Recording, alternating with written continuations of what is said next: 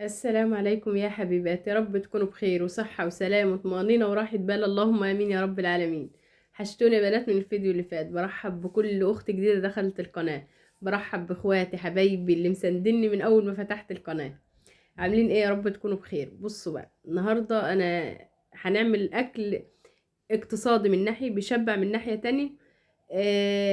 حاجة للدهون الثلاثية، لأن أنا جوزي كشف يا بنات وطلع عنده نسبة الدهون الثلاثية عالية جامد. فروحنا للدكتور، والدكتور حرج علينا شوية حاجات ما تتاكلش، ويعني والمفروض يمشي على حاجات. فهعمل معاكم العيش اللي هو العيش بالحبة الكاملة.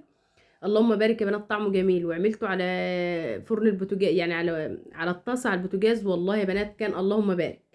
فهعمل ده كله معاكم النهارده، وهنتغدى باذن واحد جل وعلا. طبعا احنا مش عشان بقى مش هنحرم باقي البيت يعني، فهنعمل اكل كده واكل كده يعني. من ناحيه اكل اقتصادي من ال 15 يوم اللي كنت عاملاهم معاكم، طبعا انتوا فاكرين. والحمد لله اللهم بارك، ما اشتريتش حاجه خالص، وكله من البيت. اشتريت بس كيس الدقيق النهارده، واشتريت الشوفان. وباذن الله هجيب دقيق بلدي، لان انا حسيت ان هو دقيق الحبه الكامله ده، مش عارفه هو غالي على الفاضي يعني. مش عارفه ابني جابه ب 39 او 8، 39 او 38. فحسيت انه لا، حسيت انه غالي. فهجيب دقيق بلدي عادي، وهلخبط عليه رده. انا اشتريت رده بقى كمان يعني معايا. فاللهم يعني الله المستعان. فانا قلت اجرب الحبه الكامله دي النهارده، ولو لقيته كويس اجرب برضو الدقيق واحط عليه رده، اللي هي الرده الكامله، اللي هي الرده بتاعتنا نخله الدقيق ده. شوف انا بنات جايبه كيلو ب 75 او ب 72، حاجه زي كده، ب 72 جنيه. ده الشوفان. طبعا انا جبت الشوفان، عايزه اطحنه واحطه على على الدقيق اللي هو البلدي، اللي هو اللي معلهوش رده. وهحط رده، يعني دقيق بلدي وشوفان ورده بس. هطحن الدقيق في المطحنه، الشوفان هطحنه في المطحنه جامد. المهم، انا كنت فوق الفيديو طبعا قلت لكم انا بجيب قهوه كده وبلخبط الاتنين على بعض، بتبقى جميله بنات. هنا بقى هجيب مع تذكرة خميرة فورية، وهحط المية تكون دافية. طبعا لا هتحط سكر ولا هتحط حاجة. ممنوع، جوزي يتمنع منع باتا من السكر، أي سكريات نهائي. لحد نسبة الدهون الضارة دي، أو ما تنزل يعني. اللي هي الدهون الثلاثية. هنا بقى يا بنات جبت الدقيق وحطيته. ده الدقيق اسمه الدقيق الحبة الكاملة. معرفش، أنا حسيته زي ما يكون عليه ردة ياما، بس هو كطعما والله اللهم بارك جميل يعني. دقيق عادي حسيته اللي هو العيش العادي يعني، مش فارق كتير. او حسيته اطعم كمان والله يا بنات. حطيت كده، انا قلت اسيب حبة بطط بيهم واجرب يعني. ما حبيتش ان انا ايه يعني اغامر من اول مرة.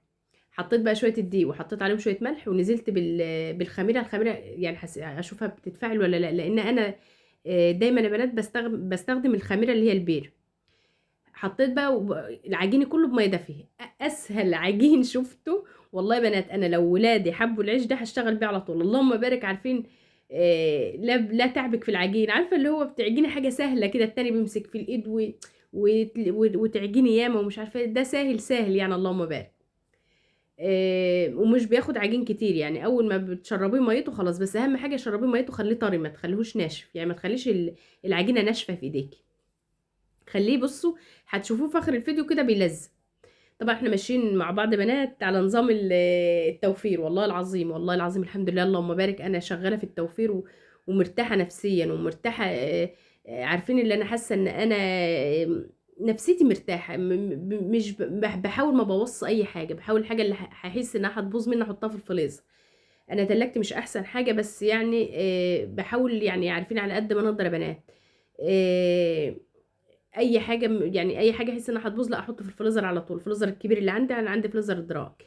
آم، يعني ما شاء الله عملت اكل النهارده. طبعا انتوا فاكرين اللحمه المفرومه اللي انا كنت عملتها معاكم، هنا حطيت معلقه زيت زيتون يا بنات. بلم بقى العجينه في الاخر كده بس.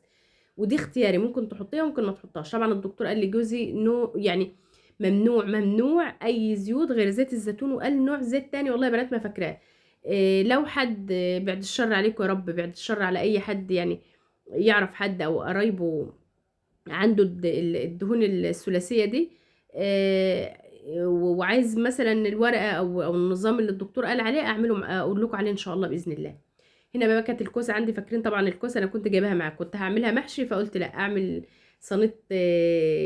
والله يا بنات كانت اللهم بارك. وطلعت اللحمه المفرومه دي، كنت انا طبختها طبيخ، بس كانت بشويه رز مدسوسين على البوتاجاز كده. كانت اللهم بارك يعني. عجنت العجينه طبعا وقلت ايه، اعمل الغدا جنبي. وطبعا هو قال الممنوع نهائي يا بنات، ما ياكلش نهائي لا البطاطس ولا اسمه الايه، القلقاس. لا بطاطس ولا قلقاس، ممنوعين ممنوعين من الطبيخ. اي طبيخ تاني ياكله. طبعا انا قال لي قلت له بالسمنه الفلاحي يا دكتور اطبخ يعني؟ قال لي ممكن بالسمنه الفلاحي وممكن بمعلقه زيت صغيره. بس انا يعني حبيت السمنه الفلاحي، يعني السمنه اللي هي البلدي بتاعتنا يعني. قال لي طبعا اي زيوت مهدرجه لا، اي سمنه من اللي هي اللي طبعا اللي كنا بنعمله بها القرص والحاجات دي لا.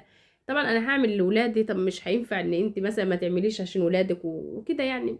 بس هعمل له هو عيش لوحده وهاكل انا طبعا معاه. ف يعني عشان من النوع اللي احنا ايه عارفين نشجعوا بعض كده. وانا طبعا انا وزني برضو يعني، انا كنت خسيت بس وزني رفع يعني. فالحمد لله الله المستعان يعني. فهنعمل هنا بقى يا بنات الكوسه، اعملها كلها. عارفين هشوح البصلايه كده. انا بحب اخربش الكوسه كده يا بنات بالمقوار بتاع اللي بتعملي بيه، بحب اخربشها بيه كده. بتبقى حلوه. ولو عملتها بالسكينه بحس انها ناعمه كده ومش حلو، معرفش يعني. في ناس بتحب تقشرها كده، انا بعملها كده بس بالمقوار كده. بخربشها خربشه بسيطه كده.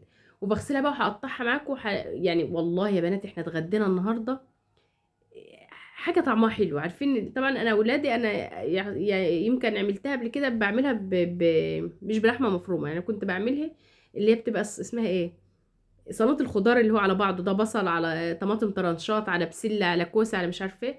ده كنت بعمله.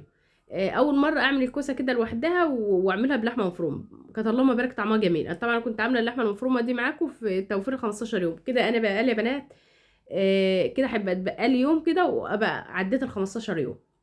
الحمد لله ما اشتريتش حاجه زي ما قلت لكم. حاجات بسيطه خالص اللي احتجتها من بره. آه، موفره وماشيه على النظام بالظبط. مش ما احبش اخالف فيه وما بخالفش فيه.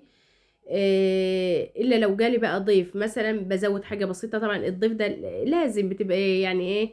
وطبعا انتوا عارفين ان زي ما قلت لكم بحوش مصروف النهارده زاد حاجه بخلي بحط حاجه مكان حاجه، بحيث ان انا لو جالي ضيف يعني بخلي فلوس ما بحطش كل الفلوس في الحصال.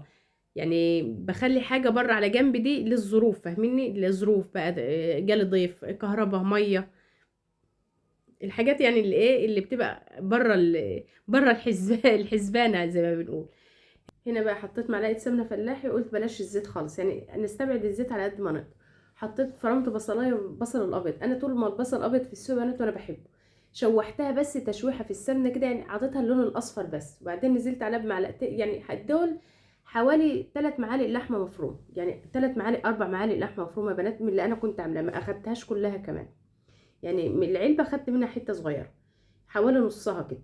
ونزلت عليها وقلبتها تقلبتين مع البصل. وبعدين نزلت بالكوسة قلبتها تقلبتين تلاتة. حطيت شوية فلفل اسود وشوية كبابة صيني يعني، حوالي نص معلقة فلفل اسود وربع معلقة كبابة صيني وشوية الملح. ولفيت لفتين تلاتة. وبعدين نزلت بالطماطم اللي انا مخزناها برضو معاكم. الحمد لله الحمد لله لسه برضو مش بنطبخ طماطم من الطماطم المتخزنة عندي من قبل رمضان. فاكرينها بنات ايام يومين ما كان الكيلو الكيلو وربع والكيلو ونص ب5 جنيه، فاكرين؟ الحمد لله والله يعني. عارفين بتعدي مصاريف بس في وقتها دلوقتي يعني الله المستعان. سبتها بقى تغلي كده، زودتها حوالي كوبايه ميه وسبتها تغلي. اول ما بتغلي بقى اوطي عليها. مش عايزه ازودها ميه كتير يعني، زودتها حوالي كمان شويه ميه. اول والله يا بنات يا دوب خلصت من هنا اتضيرت كده، لقيت الحمد لله اللهم بارك العجين رفع يعني واختم. خدت شويه دقيق بقى من اللي انا عاملاه ورشيت رده يعني هقطع العجين على الرده. وهبطط بالدقيق اللي هو الدقيق اسمه الدقيق الايه، اللي هو الحبه الكامله. مش هحط دقيق ابيض خالص. قطعتهم بقى كده يعني التقطيع اللي انت عايزاك اكبر من كده عايزاه اصغر من كده زي ما انت عايز. بعد ما قطعته فتحت كيس وغطيته يا بنات وسبته بقى ما سبتوش يرتاح، لان هو اصلا العجينه بتاعته سهله، الفرد بتاعه سهل والله. كل حاجه فيه سهله ما شاء الله يعني. على الرخامه كده حطيت شويه رده وبحط شويه الدقيق وافرده. ما تخليهوش رقيق جامد ولا تخليه يعني. انت لو عايزاه يقب كله ويبقى قابب كده وكله تخنيه عن كده شويه. بس انا طبعنا او طبع جوزي وكده مش بنحبه ايه، مش بنحب الحاجه التخينه يعني او الايه اللي هي بتبقى تخينه جامد. فافرديه بقى السمك، بس اهم حاجه ما تخلوش رقيق جامد يعني. حطيت بقى صينيه جنبي اللي هو الصاج الكبير ده، وحطيت شويه رده بساط تحت، ما كترتش يعني. وهحط رق الرق اول طبقه هحطها من القرص العيش ده، وبعدين هغطي واحط الطبقه التانية والطبقه التالتة. يعني حطيت الثلاث طبقات على بعض وسبته يرتفع شويه، يعني حوالي ربع ساعه. بعد ما خلصت كده يا دوب ارتفع، او اقل من ربع ساعه كمان، واشتغلت فيه على طول يا بنات. فيعني سيبيه يا دوب يرتاح شويه. لا اله الا انت سبحانك اني كنت من الظالمين. انا زي ما قلت لكم انا كده خلصت يا بنات ال 15 يوم، زي ما اللي هم التوفير اللي انا قلت لكم عليهم. وزي ما قلت لكم ما اشتريتش باذن واحد جل وعلا. يعني انا بسجل لكم الفيديو النهارده هينزل لكم الاثنين، هروح الثلاث ان شاء الله اجيب الحاجه بتاعت 15 يوم اللي في الشهر. يعني انا بجيب كل 15 يوم حاجه، هجيب بقى بقيه ال 15 يوم. وطبعا هنخلف في حاجات، مثلا انواع السمك هنخلف فيه. هجيب حاجه زياده، هشيل مثلا لحمه مفرومه احط حاجه تانية. فباذن الله الفيديو الجاي كده خليكم معايا، هنعمل يعني ايه حاجه تانية، بحيث الولاد ما يزهقوش، ما يبقاش الاكل التقليدي او الحاجه المتكرره. كل 15 يوم هنغير حاجه، بحيث يعني نحب التوفير من ناحيه، ومن ناحيه تانية ما نبقوش ماشيين بحاجه تقليدي كل 15. يعني ان الحاجه اللي نطبخها المره دي. يعني انا طبخت كوسه الاسبوعين دولت، في الاسبوعين اللي فاتوا دول طبخت الكوسه دي معاكم. الاسبوع الجاي اعمل حاجه تانية. وان شاء الله، ما انا مش عايزه نسبق الاحداث يعني، بس اهم حاجه ايه، خليكم معايا باذن الله. هنعمل 15 يوم نطلع منهم مدبرين وموفرين وحابين التدبير والتوفير كده.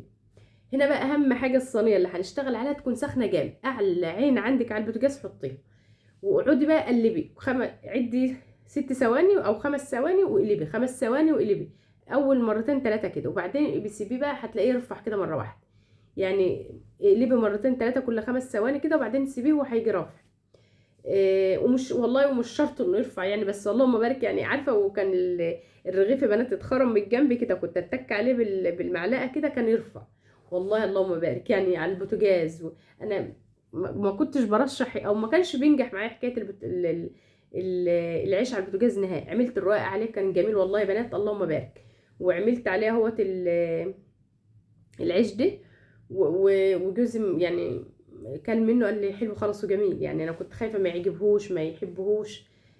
فالحمد لله يعني. بصوا بقى ده كان غدانا النهارده. بصوا العيش عامل ازاي، افتحي بص العيش والله كان جميل. حطي بقى فيه، تحسي انه خفيف على المعده، تحسي انه حلو، تحسي انه طعمه حلو. معلقه زيت الزيتون مخليه طعمه حلو كمان. تحسي ان انت حاطه عليه ايدام كده، مع انها معلقه زيت زيتون واحده والله اللي حطيتها قدامكم. بصوا يعني انا طبعا حطيت حوالي كيلو الا ربع دقيق. اعملوا لي الكميه دي. اللهم بارك. حطيته طبعا هو طري. جوزي اكل منه. طبعا هو مسموح له برغيف واحد، اكل رغيف والباقي. وطبعا ولاد اللي حب ياكل يعني دوت كلوا رز وطبيخ، فما حبوش يعني او ما دقوهوش يعني، ما حاولوش اصلا يدوه. فانا حطيته قلت نفطر بيه بكره ان شاء الله. يعني هيبقى ما فيش بقى لا رز ولا طبيخ، فاكيد هياكلوا منه يعني. فقلت اجربه لهم، حبوه ما حبوهوش فيعني ايه براحتهم. وجربوا بنات الكوسه بمعلقتين اللحمه او ال3 معالق لحمه مفرومه دول، والله العظيم اقسم بالله طعمها جميل. وحاولي تاكلي ولادك. يعني ممكن اغصبي عليهم لو هم صغيرين، اغصبي عليهم المره دي، مش عارفه يعني تحايلي مره مش عارفه ايه، لحد ربنا ما يهديهم ويحبوا الحاجه يعني. ونحمد ربنا على الاقل من كده واكتر من كده. وكانت دايما امي تقول لي من شكر الله زاد. يعني اشكروا ربنا، ربنا هيديك. ما تنسوش بقى اللي وصل لحد هنا ينزل يصلي على الرسول صلى الله عليه وسلم. ومع السلامه.